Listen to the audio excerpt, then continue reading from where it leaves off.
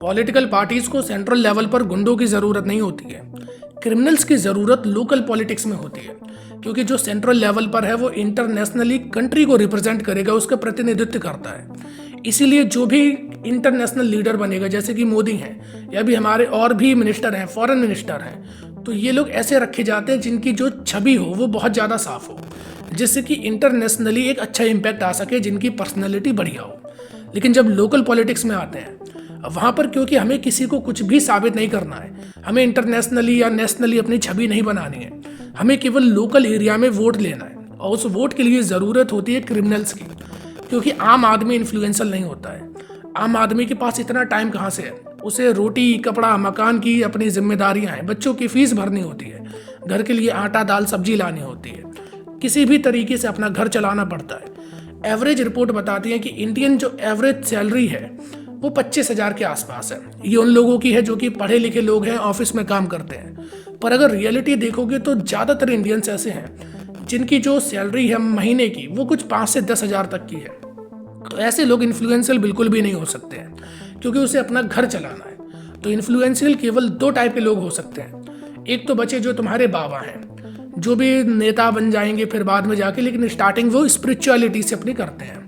और एक वो जो कि गवार जाहिल लोग होते हैं, जिनका केवल काम होता है गुंडागर्दी करना। ऐसे लोग थोड़ी उनकी इन्फ्लुएंशियल एक रीजन में हो जाती है, थोड़ी उनकी चर्चा होने लगती है, उनके पास थोड़ा रुपए भी आने लगता है। अब ये जो पूरा रैकेट है इसे समझना बहुत ज़रूरी है, क्योंकि होता क्या है कि अब ये लोग सिक्योरिटी प्रोवाइड कराते हैं लोकल लोगों को, और वो भी सिक्योरिटी अपने आप से प्रोवाइड कराते हैं कि अगर आपको ये काम करना है हम तुम्हें सिक्योरिटी देंगे, तुम एक काम करो, इतने रुपए उसके बदले हमें दे दो।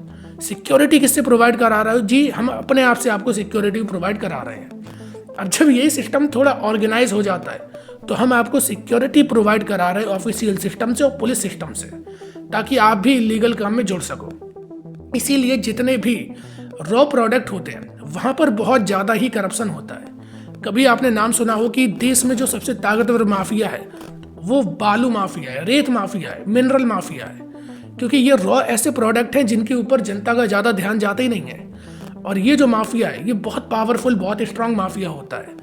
ऐसे ऐसे भी केसेस हैं कि कई डीएसपी को, आईएएस ऑफिसर तक को उनके ऊपर गाड़ी चढ़ा के उनकी जान ले ली गई, उनकी हत्या कर दी गई, लेकिन कोई भी कुछ नहीं करता है, क्योंकि ये जो माफिया होते हैं ये डायरेक्ट पॉलिटिकल पार्टी से एसोसिएटेड होते हैं। और ये क्राइम बहुत लोकल लेवल पर होता है। फ्री में बिना रॉयल्टी पास के गाड़ियां निकाली जाती हैं, और ये बात सब जानती हैं, हमारी सरकारें जानती हैं।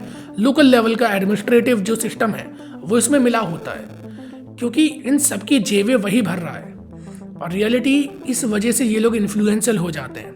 लोकल पॉलिटिक्स में जिसके पास भी क्रिमिनल है, मतलब कि वो कोई माफिया हो सकता है या फिर छोटे लेवल का, एक जिले के स्तर पे या जिले के अंदर भी छोटे लेवल होते हैं, वहाँ पे वो छोटा मोटा कोई गुंडा हो सकता है। उससे किसी भी लोकल एमएलए को या जो भी लोकल नेता होगा उसे 2 तरीके के सपोर्ट मिल जाते हैं। पहला सपोर्ट ये कि पैसा मिल जाता है, ये लोग आएंगे उसे फंडिंग करेंगे, क्योंकि वो जब एमएलए या कुछ भी बनेगा आगे चल के, वो इनके साथ मिलके पॉलिसीज बनाएगा, ताकि इलीगल काम करने में ये जो गुंडे मवाली या जो भी माफिया है इसे कोई दिक्कत ना आए।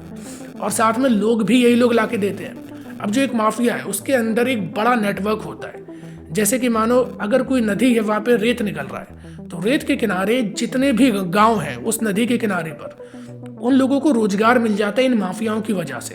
भले ही वो दिहाड़ी हो सकती है या बहुत कम रुपए हो, लेकिन रोजगार जरूर मिल जाता है। तो जब ये इस तरीके की खनिज वगैरह करते हैं तो इससे जो लोकल लेवल पर होती है इकोनॉमी थोड़ी बढ़ती है, क्योंकि लोगों को रोजगार मिल रहा है। तो इन माफियाओं के पास में, इन गुंडों के पास में, क्योंकि गुंडा अकेला नहीं होता, उसकी गैंग होती है, तो इस तरीके से लोकल लेवल पर लोकल जो जनता है उसका सपोर्ट भी मिल जाता है। पैसा और सपोर्ट दोनों चीज मिल चुकी हैं। और एक किसी भी नेता को अगर कुछ भी बनना है तो उसे वोट की जरूरत होती है, जो कि लोकल लेवल पर उसे मिल जाता है। इसीलिए देखोगे जितना ज्यादा क्राइम लोकल लेवल पर होता है, एक विधानसभा के अंदर होता है, उतना बड़े लेवल पर बिल्कुल नहीं होता है। बड़े लेवल पर जो भी करप्शन होता है उसका कट फिक्स होता है कि हमें इस प्रोजेक्ट में से इतने 5% का कमीशन चाहिए, 2% चाहिए। पर लोकल लेवल पर, क्योंकि डेवलपमेंट वहीं पर होता है, अब एक रोड बन रही है सेंट्रल से, केवल एक जो भी कोई कंपनी है उसने जिसने भी वेटिंग जीती है उसे केवल वो एक दे दिया गया है कि आप ये कॉन्ट्रैक्ट आपके पास है, लेकिन वो जो मैन्युफैक्चर करेगा या जो रोड का कंस्ट्रक्शन करेगा वो तो जमीन पर हो रही है। उसे भी नीचे नीचे बहुत सारे कॉन्ट्रैक्टर आ गए, ऊपर जिसने भी कॉन्ट्रैक्ट दिया, मैं इल्ज़ाम नहीं लगा रहा हूँ पर ऐसा जनरली प्रैक्टिस होती है कि उन लोगों को अपना कट मिल चुका है, वो अलग है। लोकल लेवल पर फिर चाहे तुम किसी भी तरीके का मटेरियल यूज़ करो, किसी को कोई भी परवाह नहीं है। ये जो लोकल लेवल पर माफिया गुंडों का नेटवर्क होता है, ये अनऑर्गेनाइज है लेकिन ऑर्गेनाइज तरीके से काम करता है। इसमें आपके ब्यूरोक्रेटिक ऑफिसर्स जो लोकल लेवल पर मिनिस्टर हैं, मंत्री हैं, वो भी इसमें शामिल होते हैं। इसीलिए जो ऊपर की पॉलिटिक्स है वो अपने आप गंदी लगने लगती है, लेकिन ऊपर की पॉलिटिक्स इतनी गंदी है नहीं जितनी कि नीचे की पॉलिटिक्स है।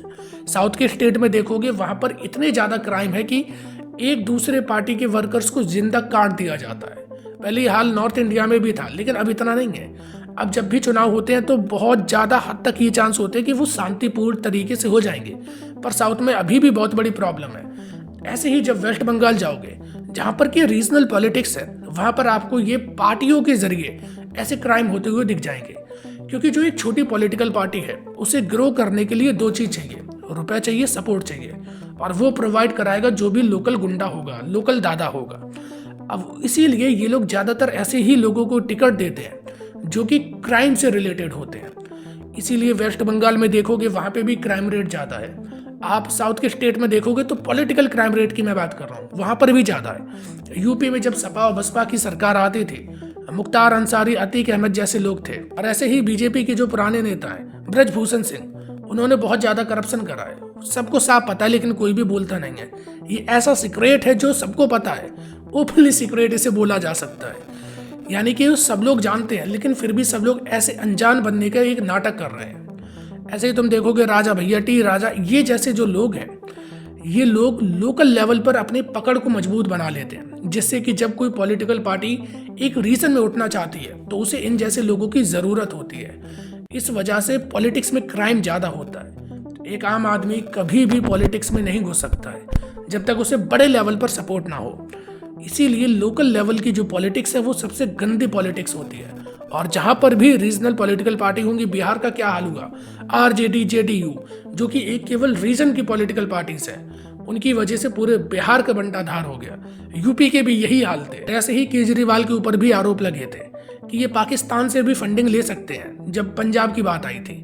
क्योंकि जो छोटी पॉलिटिकल पार्टीज हैं उन्हें अपना इंटरेस्ट दिखता है, उन्हें दिखता है कि हम केवल इतने रीजन में, और अगर हमें स्प्रेड करना है तो उसके लिए केवल दो चीज़ की ज़रूरत होती है, एक रुपए की, दूसरा सपोर्ट की, और वो लोकल लेवल पर जो गुंडे होते हैं उनसे बड़ी आसानी से मिल जाता है। और ऐसे ही जब भारत में नक्सलिज्म की शुरुआत हुई वो भी कम्युनिस्ट पार्टीज की वजह से हुई, जो कि एक रीजन में, छोटे छोटे रीजन में, क्लटर्स में थी।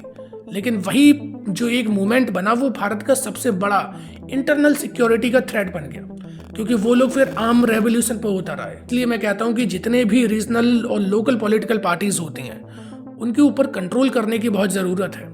और जब भी किसी को भी कोई भी पॉलिटिकल पार्टी टिकट देती है तो वहाँ पर ट्रांसपेरेंसी होनी चाहिए, और जो लोकल जनता है उसमें इतनी पहले अवेयरनेस होनी चाहिए कि वो आवाज़ उन लोगों के खिलाफ उठा सके।